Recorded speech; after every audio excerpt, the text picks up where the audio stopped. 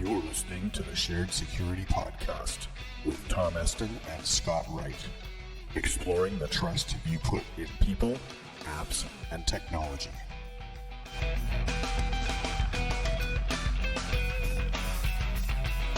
Hosted by Scott Wright, the Streetwise security coach, and Tom Eston, penetration tester and ethical hacker. And sponsored by Security Perspectives, your source for tailored security awareness training and assessment solutions. We bring you stories, advice, and tips to help you make better risk decisions because nobody else can make them for you. Episode 66, how you can end up stuck in traffic by using a traffic app.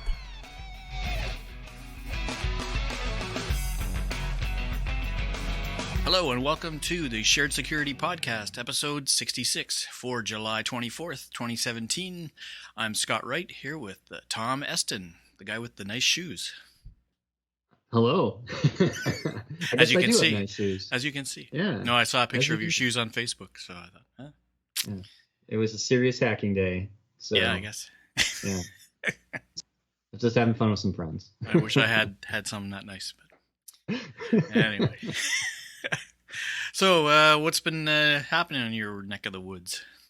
Just staying busy. It's it's summer, but no shortage of work, and I'm about to embark to the Black Hat Security Conference in Las Vegas, Nevada. Yes. Here tomorrow morning. So, where every pilgrimage. Yeah, where every security professional worth his salt is camping out, right? One of these days you'll have to get out there. Yeah, that would mean I'd have to be worth my salt. So I don't know. That's right. Well, they call it security summer camp. So they do. Oh, yeah. That's where you go to camp. Just like everybody else. Speaking of camp, I just spent half an hour in a summer camp full of geniuses. Yeah, it actually happened to be in the local Apple store.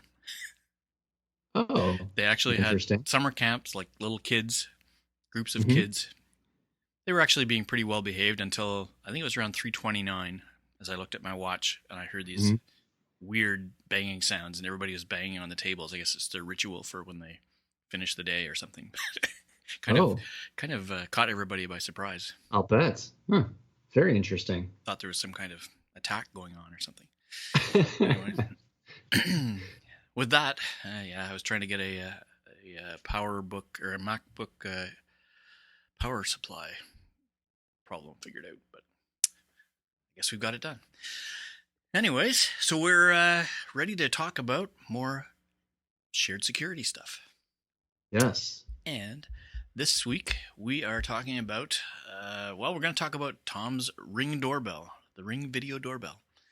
This is not a commercial. It's just Tom's experience. We don't get paid for this. That's right. If Ring wants to sponsor the show, maybe we in retrospect, yeah, exactly. Cool. But yeah, we'll just say nice things about products and hope they send us money. Mm-hmm. That's right. Anyways, we'll talk about the Ring video doorbell. We'll talk about what happens when traffic apps direct a whole lot of people in a different direction. Yeah. I never thought about that, but it kind of makes sense. We'll see what happens. Yeah. And there's a lot of those traffic apps that are out there too. So. Then we will talk about a data breach that was kind of embarrassing for Verizon, I think. Yeah. And an interesting iOS bug that probably a lot of people have heard of that relates to the Wi-Fi capabilities of iPhones, iPads, etc. Right? Yeah, it's I'd say it's pretty serious. So if you do have an iDevice, you should definitely update as soon as possible. We'll talk about that. Yep.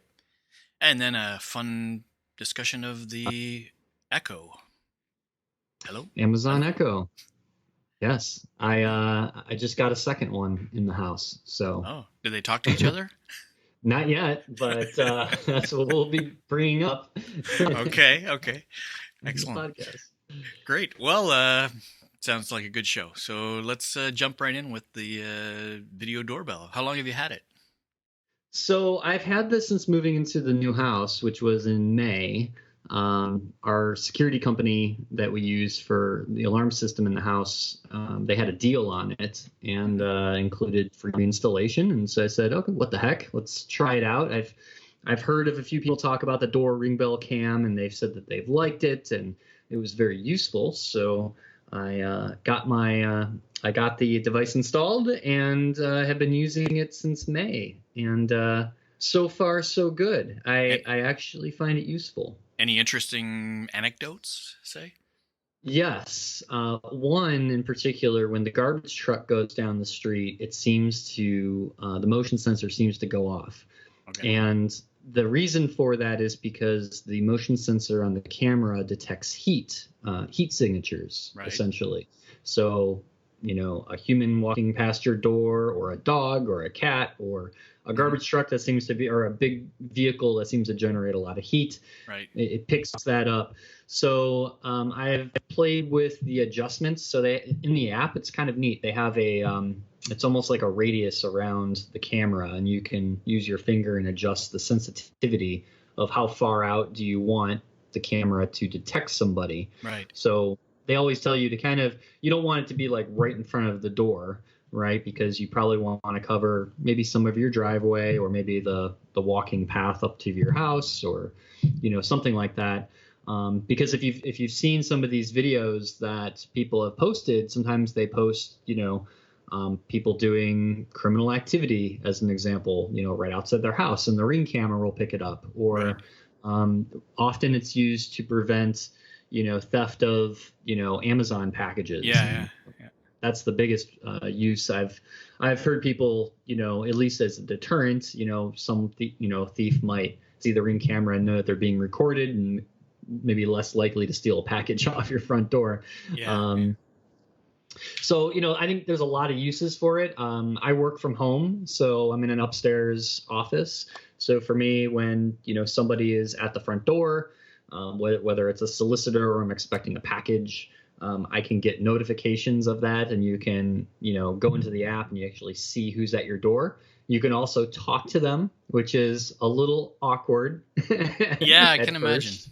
But unless you've had like a TV intercom type thing at your house before, people kind of like all of a sudden they'll hear this voice, and it's like, who's talking to me, and where is that coming from? And then they realize that there's a camera, right there, and it's not that obvious, I guess, that it's there. But from a deterrent point of view, is it obvious enough that thieves can recognize them? I would think so. The one that I bought actually matches kind of the color and the facade of the house. Oh, okay. So you can buy them now with different, face plates and things like that. So they're a little more obscured, but no, I found it very useful. There's it does get powered off the Doorbell power. So you simply just replace the connections from your old doorbell into the Ring. Very easy to install. I watched the guy do it. And it essentially has a little battery that just charges itself. And you can monitor everything through the app. But yeah, so far so good. I really like it, and I would definitely recommend it for people that have been thinking about maybe adding some type of external camera or, notification system for your house. Cool. Very good. Well, someday I may get one. Sounds interesting. Yeah. All right. So let's talk about traffic apps. Yes. But those things are great, right? What could possibly go wrong with traffic apps? I tried Waze for a while and then realized that for my use, Google Maps probably does just as good a job, right, at telling me where the traffic is on the route to where I want to go. I know there are other advantages to things like that, but the disadvantages, I guess, you could probably predict the fact that if there's a major traffic tie-up somewhere, these apps are going to try and route you somewhere else, and if they route a lot of people somewhere else onto a road that maybe doesn't have the capacity, it could end up being a little worse, right? Yeah, exactly. And that's what happened here. We'll link this in the show notes. There was an article about, I think it was in Martha's Vineyard, the New York area, that 4th of July weekend, a lot of traffic. And so I believe it was the Waze application that people were using. And it was, of course, rerouting people, but not taking into account that when you're rerouting possibly, hundreds of people all at the same time, you actually get stuck in more traffic. And Not to mention the interesting part of the story where people couldn't get out of their driveways because the streets were so right. backed up with with traffic. Yeah. That's unusual. Yeah. So they said like, a normal, 2 to 3 hour trip turned into, 12 hours of just a complete nightmare.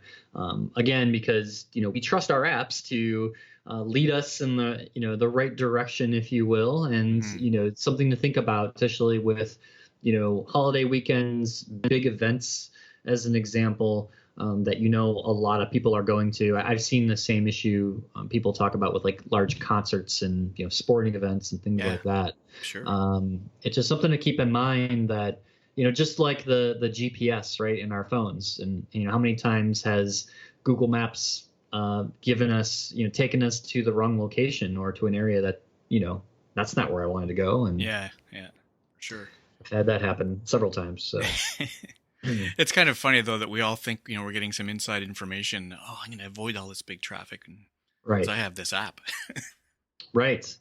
And apps like Waze are based on the social aspect, right? So it's based on people reporting, traffic incidents, police, speeding zones, all those things that are helpful for people to know.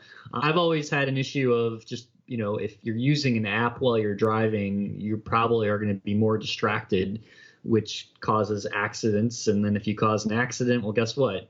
People are going to use an app to get around you yeah, because exactly. you are using an app. So it's like comes around full circle. Yeah, that's funny. It's funny. It sort of makes me think. I have been reading a book lately. I do that once in a while.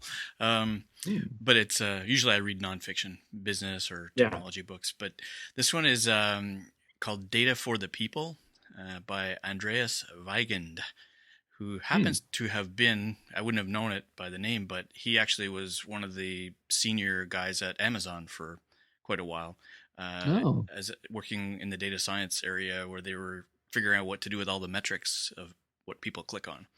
And it's got an interesting theory and model that, we shouldn't really be too worried about the privacy aspects of, the apps and clicks and data that gets collected by all these companies. We should just be trying to hold them accountable and make them transparent and get more control over our data, which, maybe there's a case for that. But I haven't gotten far enough into the book to, give a judgment on it. But I will after I'm done.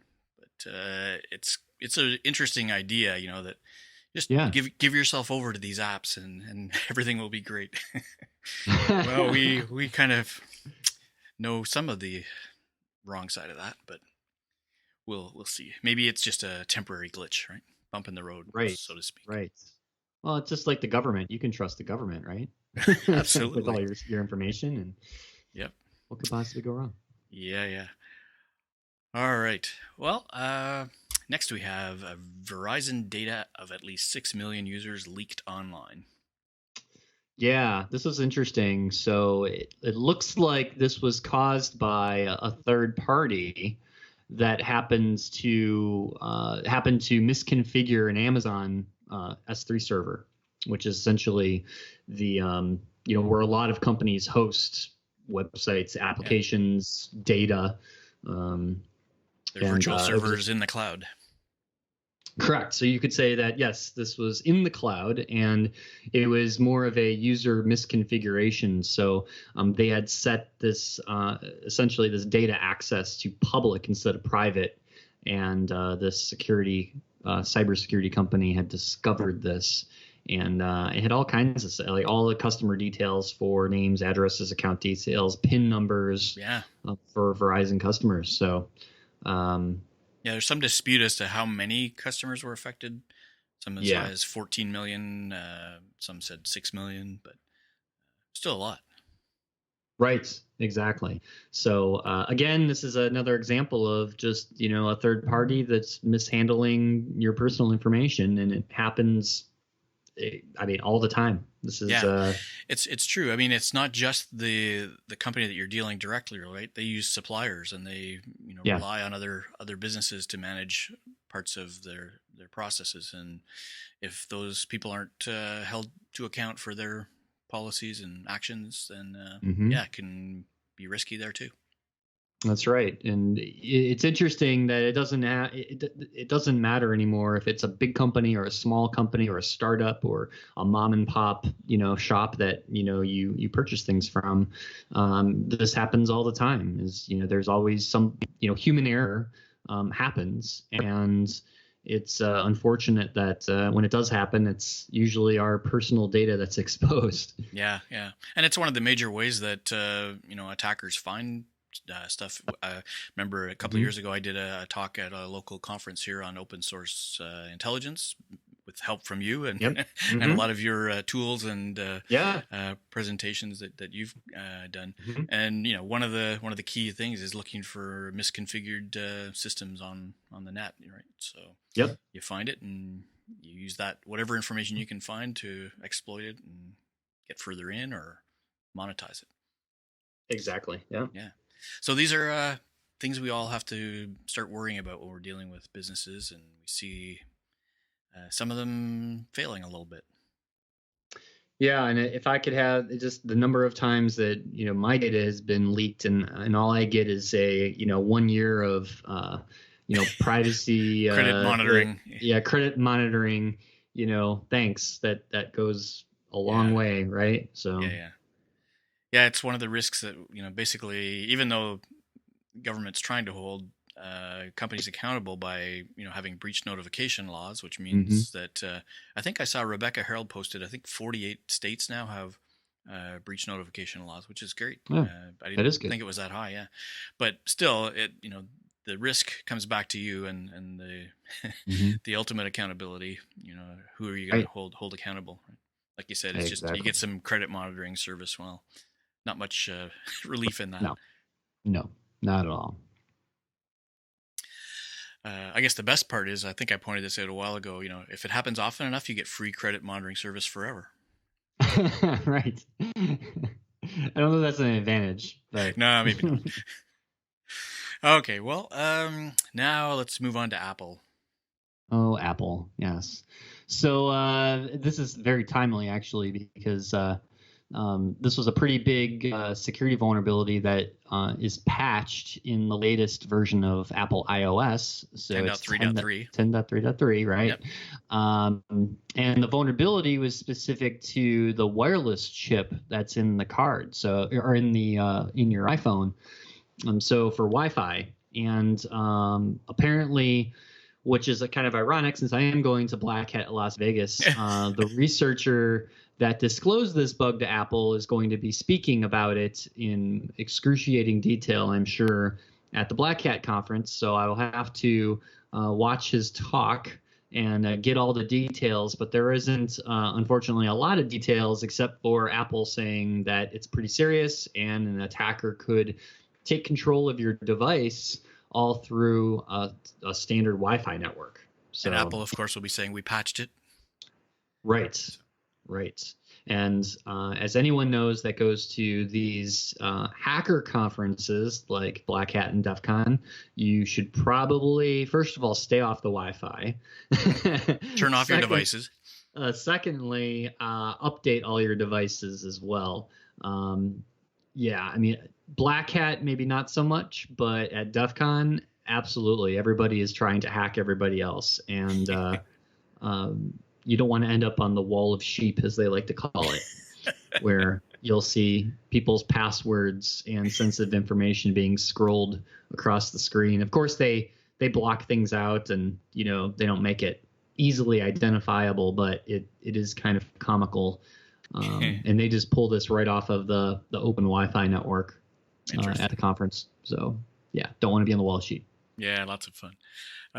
Yeah, just another point on this one. I just wanted to dig a little into the technology. So we sort of all think of our little devices as being, a more or less a one unit thing, right? But these are made up of many pieces, right? And several computers within the one device. And I think it's related to the computer that controls the Wi-Fi, right? The wireless network that became compromised here. So it really wasn't under the control even of the Apple device. So it wasn't necessarily their fault.